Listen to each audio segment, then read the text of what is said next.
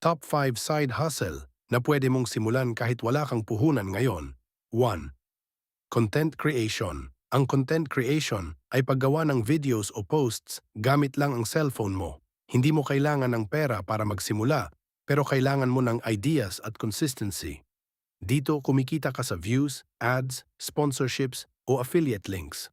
Ang pinakamahirap lang dito ay ang simula, pero once mag-viral ka, tuloy-tuloy na ang opportunity. Maraming tao ang hindi kumikita dito hindi dahil mahirap, kundi dahil hindi sila nagtiyaga. 2. Freelancing, online skills work.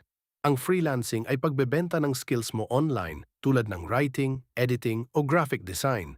Hindi mo kailangan ng puhunan kasi skills lang ang ibebenta mo. Pwede kang magsimula kahit walang experience basta willing kang matuto.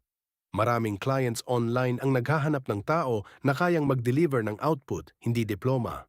Ang limit mo dito ay hindi pera, kundi kung handa kang mag-upskill. 3. Affiliate marketing. Ito ay pagkita ng komisyon sa pagre-recommend ng products. Hindi mo kailangan bumili ng produkto, basta i-share mo lang ang link. Kapag may bumili gamit ang link mo, kikita ka.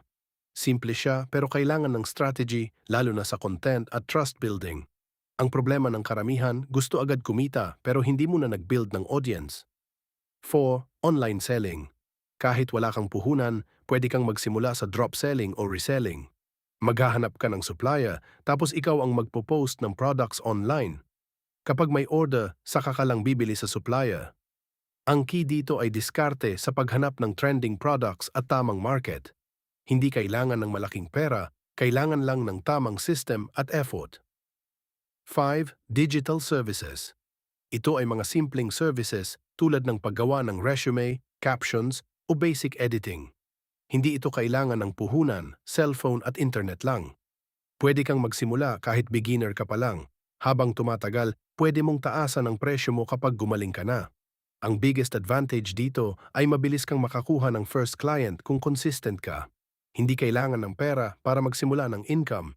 Kailangan mo lang ng skill, diskarte at consistency. And that is the formula